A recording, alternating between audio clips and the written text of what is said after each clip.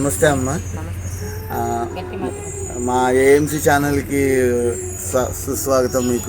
మీకు ధ్యానం ఎప్పుడు పరిచయం అయింది, మీకు ధ్యానంలో వచ్చిన అనుభవాలు ఏంటో మాతో తెలియజేసుకోండి. గట్టిగా అసలు పట్ల మీ వాయిస్ నా పేరు దేవి, నర్సంపేట రావుల వలస, నర్సంపేట మండలం, శ్రీకాకుళం జిల్లా.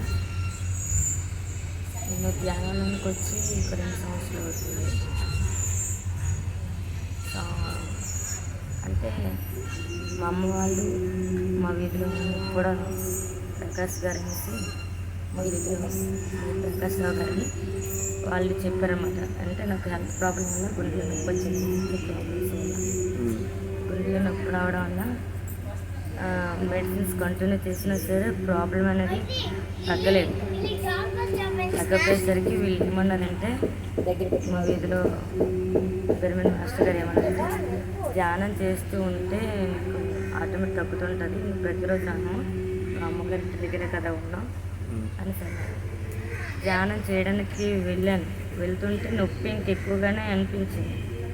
కూర్చునేటప్పుడు ధ్యానంలో 1 గంట సేపు కూర్చొని పెట్టేవారు. నొప్పి ఎక్కువగానే ఉండేది.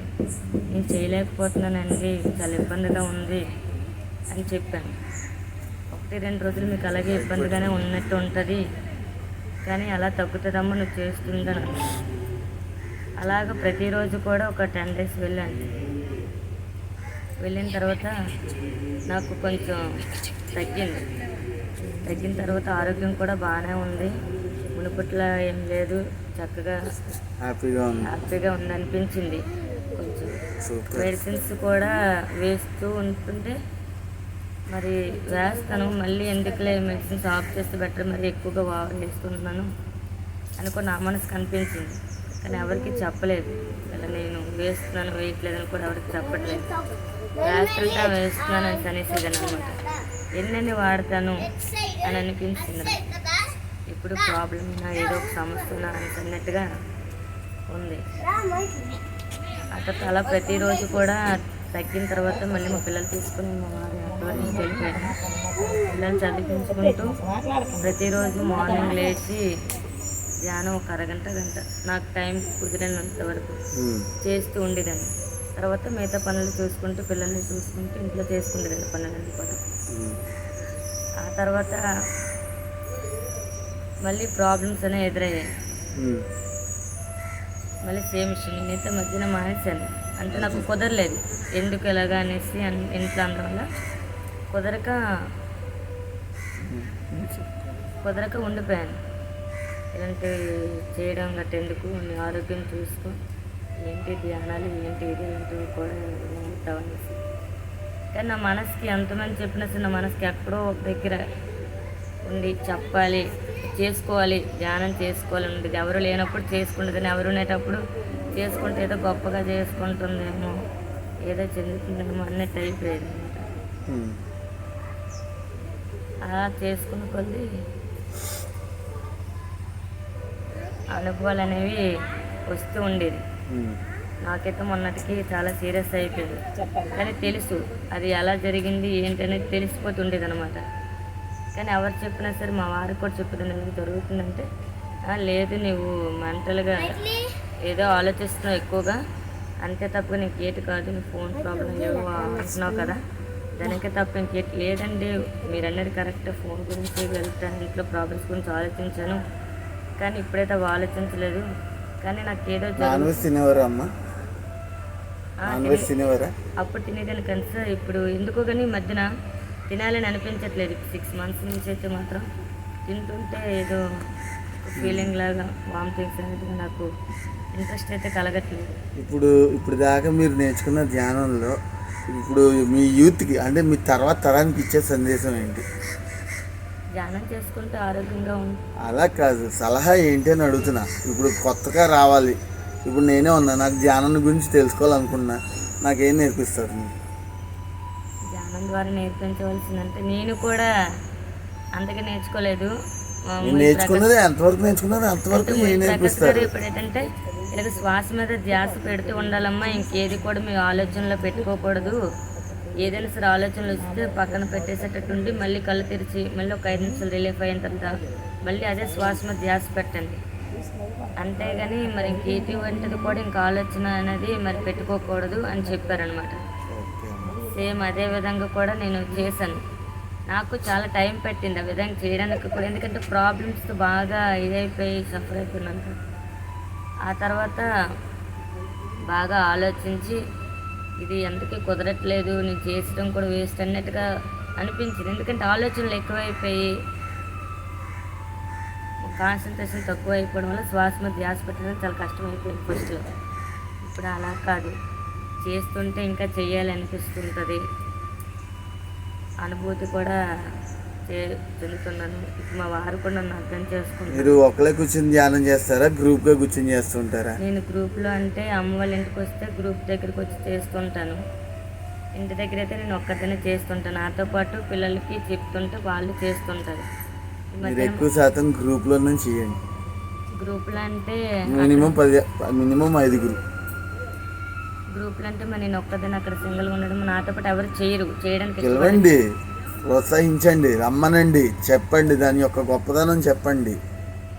ఆ తర్వాత మా వారికి కూడా చెప్తే మా వారు కూడా మీ వారి సపోర్ట్ కూడా తెచ్చుకోండి.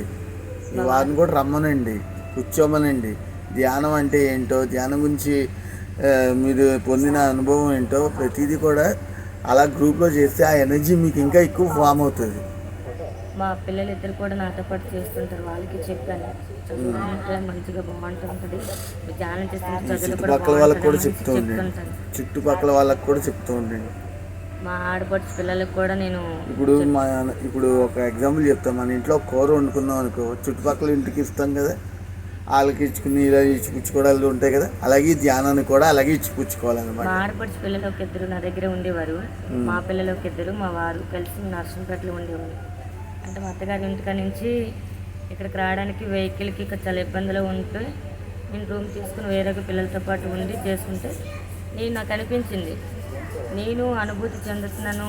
కానీ బయట చెప్తే ఎవరు నమ్మరు. ఏముంది, పిల్లలకి చూస్తుంటే స్టడీలో కొంచెం దినగా అనిపిస్తున్నారు కదా, నలుగురు ఒక్కొక్క విధంగా చదువుతున్నారు. వీళ్ళకి ధ్యానం మీద పెడతాం, మరి ఇంకేటి వీళ్ళకి మైండ్ అనేది పెట్టకూడదు, శ్వాస మీద ధ్యాస పెడుతూ ఉండండి. మార్నింగ్ వీళ్ళకి లేచేటప్పుడు చెప్తుంటారు. ఈవినింగ్ కూడా స్కూల్ నుంచి వచ్చిన తర్వాత ఫ్రెష్ అప్ అయ్యి మళ్ళీ ఈవినింగ్ 6కి 6:30 కల్లా వీళ్ళు కూర్చొని బట్టి ధ్యానం నేర్పించేదండి. ధ్యానం నేర్పిస్తుంటే వీళ్ళు కూడా చేసేవారు. చేసిన తర్వాత ఒకరోజు మా పాపకి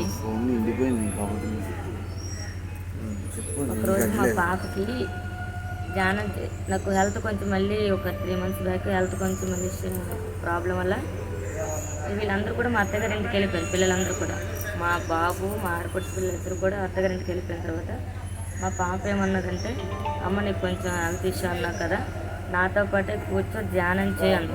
ఉదయం 10, 9:30, 10 అయ్యేటప్పుడు చేసేటప్పుడు నాకు కాన్సన్ట్రేషన్ పెట్టలేకపోతున్నాను, శ్వాస మీద ధ్యాస అనేది పెట్టలేకపోతున్నాను. హెల్త్ ప్రాబ్లం వల్ల పెట్టలేకపోతుంటే నాతో పాటే కదా నేను కొంచెం వాళ్ళు వెళ్ళిపోయారని ఏడుస్తుంది పాప. కొన్ని తిని కోసమైనా సరే నేను కూర్చుంటాను అనుకొని నేను కూర్చున్నాను. నా ఎదురుగే తను మంచి మీద కూర్చొని నేను దూరం కూర్చొని చేస్తుంటున్నాను. చేస్తూ నేను చూస్తున్నాను పాపని. సరే ఇది అమ్మ అయితే కొంచెం బాగానే ఫ్రీ అయిపోయింది ఇప్పుడు వాళ్ళ నుంచి, ఒక 5 నిమిషాలు తను చెప్పినట్టే చేస్తాను అనుకో నేను కూర్చున్నాను. కూర్చుంటుంటే పాప మంచం మీద కూర్చుంటుండగా ఈ తల చేతులు తీసుకొచ్చి తల అంతా వాల్చేసింది కిందకి. ఏంటి అలా చేస్తుందంటే మామూలుగా ఏదో సరదా చేసుకుంటే చిన్నపిల్లలు ఏంటంటే వాళ్ళు ఒక్కొక్క రకంగా ఒక్కొక్క విధంగా ఉంటుంటారు కదా, తనేమో అలాగ సరదా చేసుకుంటుందేమో అనుకున్నాను నేను. అలా తను ఒక 5 నిమిషాలు అక్కడ నుంచి అలా మంచం మీద పడుకొని పోయింది అనమాట. పడుకొని ఒక 2 నిమిషాల తర్వాత లేచి నేను లేపితే మళ్ళీ ఏమంటే సరే పడుకొని మళ్ళీ లేపితే మళ్ళీ ఆ ఇష్యూ గురించి అడుగుతుంది కదా, పిల్లలు వెళ్ళిపోయారని పడుకుంటే బెటరేమో అనుకున్నాను. నేను ఇంకెలా లెగిసిపోతున్నాను, మళ్ళీ నేను ధ్యానం నుంచి లెగిసిపోతున్నాను. ధ్యానం అయితే చేయలేదు, కూర్చొని లేస్తున్నాను. లేచేటప్పటికి నాతో పాటు లేచిపోయింది మళ్ళీ తను కూడా లెగిసి అప్పుడు చెప్తుంది, అమ్మ కూర్చొని నీకు ఒకటి చెప్పాలి అని. మళ్ళీ కూర్చున్నాను.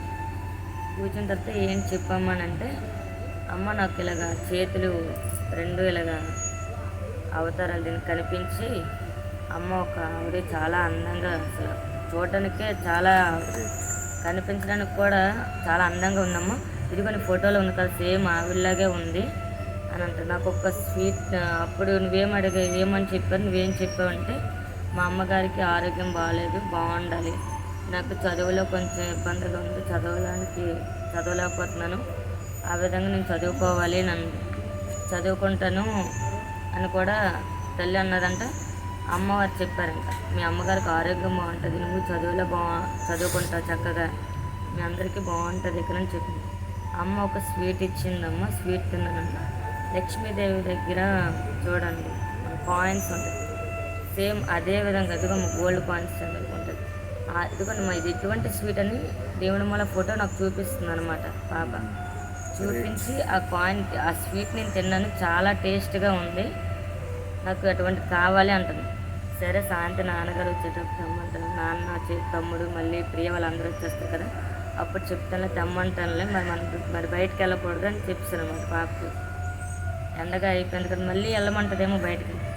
లేదమ్మా వచ్చిన తర్వాత తెప్పిస్తుంటే, అయితే అమ్మ నీకు చాలా చెప్పలు కూర్చో, అమ్మ నీకు చేతికి అమ్మ ఇచ్చింది కదా గాజు, ఆ గాజు చూపించి అమ్మవారు ఇచ్చారు కదా గాజు అంటే, నాకు హెల్త్ బాగాలేనప్పుడు మా వారు నేను కలిసి మా కొలువైన రాజరాజేశ్వరి దగ్గరికి వెళ్ళాం, వత్సల వలస శ్రీకాకుళం దగ్గర వత్స రాజులమ్మ వెళ్ళాను, అక్కడికి వెళ్ళాం. ఏంటమ్మా నాకు ఇలా బాగాలేకపోతుంది, ఏమిటవుతుందో నా ఒంటికి అసలు అర్థం కావట్లేదు, నా పరిస్థితి బయటికి చెప్పుకోలేకపోతున్నా, లోపల ఉన్నప్పుడు అంత ఇబ్బంది అయిపోతుంది, అలాగే నాకు జ్వరము కాదు ఈటు కాదు, ఒంటికి ఏమవుతుందనేది నాకు తెలియడం లేదు, నీవే చూడు, నువ్వే కాపాడతల్లి, నేనైతే ఇక్కడ ఉన్నాను కదా, నీ దగ్గరికి వచ్చానని చెప్పేసి మెల్ల దండ వేస్తుండగా గాజు అమ్మవారి చేతి నుంచి గాజు పడింది కింద. ఏంటి గాజు పడిందని మా వారు చూశారు, ఇదిగో నువ్వు బాధపడుతున్నావు కదా, నీకోసమే తెలియ నీకు గాజు ఇచ్చిందేమో, ఆ గాజు వేసుకోవచ్చాను, వేసుకో పర్వాలేదు, ఏం లేదు, నీ పడింది కదా కిందన, నువ్వు తీసుకోలేదు కదా, వేసుకో, అమ్మవారి దగ్గర గాజు యొక్క తప్పేం లేదన్న. ఆ గాజు వేసుకుని విషయం కూడా నా పాపకి నేను చెప్పలేదు. పిల్లలు స్కూల్కి వెళ్ళిపోయాక మా ఇద్దరం వెళ్ళాం అమ్మవారి దగ్గర. ఆ గాజు నువ్వు వేసుకున్నావు కదా అనుకుని నా చేతుకున్న గాజులో ఆ గాజుని అమ్మవారి గాజు చూపించింది పాప నాకు. ఈ గాజే కదమ్మా నువ్వు వేసుకున్నావు, ఈ గాజు కదా నీకు తల్లి ఇచ్చిన గాజు అనేసి. అవునమ్మా అంటే నీకు ఎలా తెలుసు అంటే, ఇప్పుడు ఇవన్నీ చెప్పిన అమ్మ నేను చెప్పడానికి చాలా ఉన్నాయమ్మా, కానీ నోరు నొప్పి పెడుతుంది, అంత ఎక్కువగా ఉంది నీకు చెప్పడానికి. కాలుకి పట్టీలు పెట్టుకోవాలమ్మా, నువ్వు పట్టీలు లేవు నీకు. నా కాలుకి పట్టీలు లేవని విషయం కూడా పాపకు తెలియదు.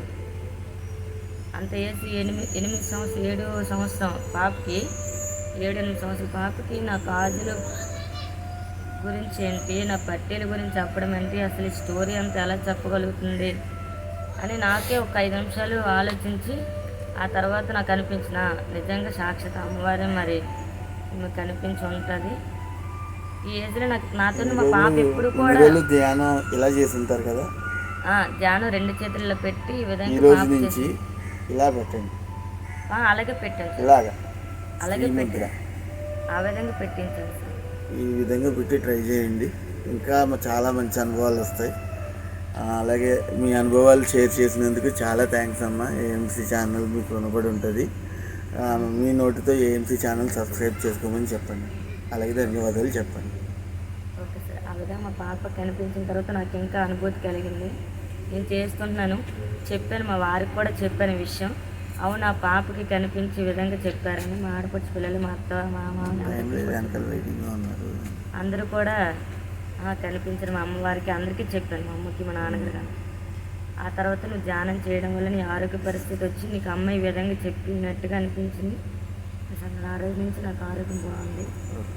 ఈ మధ్యన అన్ని సూచనలు వస్తూ ఉంటున్నాయి, అంతా ధ్యానం ద్వారా నాకు మంచి మంచి అనుభవాలు పొందారు, మంచి అనుభవాలు పొందుతున్నాను. సూపర్. ఇప్పుడైతే నా ఆరోగ్యం బాగుంది. మెడిసిన్ చేస్తుంటే నాకు తల విపరీతమైన నొప్పి వచ్చేయడం, కళ్ళు మసగా ఇదైపోవడం, నోటంటే మాటలు కూడా మాట్లాడడానికి కూడా ఇబ్బందిగా ఇదైపోయింది. నేను అనేదాన్ని, ఎందుకు నాకు హాస్పిటల్ తీసుకెళ్తున్నారు, నాకు వద్దు, ఎందుకు బాబా వద్దు, నాకైతే హాస్పిటల్ తీసుకెళ్ళి మెడిసిన్ చేస్తే ఇంకెక్కువ అయిపోయినట్టుగా నాకు అనిపిస్తుంది. మెడిసిన్ ఏ రోజైతే నేను ఆపుతాను ఆ రోజు నేను బాగుంటానేమో అని అన్నాను. అదేవిధంగా నేను మెడిసిన్ అనేది ఆఫ్ చేశాను. వాళ్ళకి చెప్పకుండా నేను 2 రోజులు వేయడం మానేశాను. ఆ తర్వాత మెడిసిన్స్ అతను చూసేసారన్నమాట, నువ్వు వేయలేదనేసి. నేను బాగానే ఉన్నాను కదా అన్నాను. ఆ తర్వాత మళ్ళీ మెడిసిన్ స్టార్ట్ చేశారు, ఇంకా ఎక్కువైపోయాను. ఇప్పుడైతే పూర్తిగా మెడిసిన్స్ అని ఆఫ్ చేస్తాను. నా ఆరోగ్యం బాగానే ఉంది. అమ్మ అందరి దగ్గర నేను ఉన్నాను. పత్రిజీ సార్ దయవల్ల, మా గురువు గారు ప్రకాష్ రావు గారి దయవల్ల, మా అమ్మ కూడా ధ్యానంలో, మా అమ్మ అందరూ కూడా నాకు ఇదిగా చేసినందుకు నాకు చాలా ఆనందంగా ఉంది. ఏఎంసీ వారికి ధన్యవాదాలు. ఏఎంసీ వారికి ధన్యవాదాలు. థ్యాంక్ యూ అమ్మా, థ్యాంక్ యూ సో మచ్. చాలా బాబు బాగుంది. కూడా ధ్యానం చేస్తూ ఉంటారు. నేర్పించండి ప్రతి బాబు ఒక్కరు. నాకు హెల్త్ ఎప్పుడైతే బాగాలేకపోయిందో బాబు కూడా ధ్యానంలో కూర్చుంటాడు అన్నమాట. కూర్చొని ఒక 5 నిమిషాలు ధ్యానం చేస్తూ ఉంటారు. వెనకాల వెయిటింగ్లో ఉన్నారు బాగోదు. ఇంకా అది మీ అనుభవాలు మాతో పంచుకున్నందుకు థ్యాంక్స్ అమ్మా. Thank you. AMC channel subscribe చేయండి, మీకు తెలిసిన వాళ్ళందరి చేత సబ్స్క్రైబ్ చేయించండి. పిఎంసీ ఛానల్ లాగే ఇది కూడా శాటిలైట్ ఛానల్ అవ్వాలనేది మా సంకల్పం. మేమేమీ డబ్బులు ఎవరి దగ్గర ఆశించము, మేము ఓన్లీ సబ్స్క్రైబర్స్ని కోరుకుంటున్నాం అంతే. Thank you.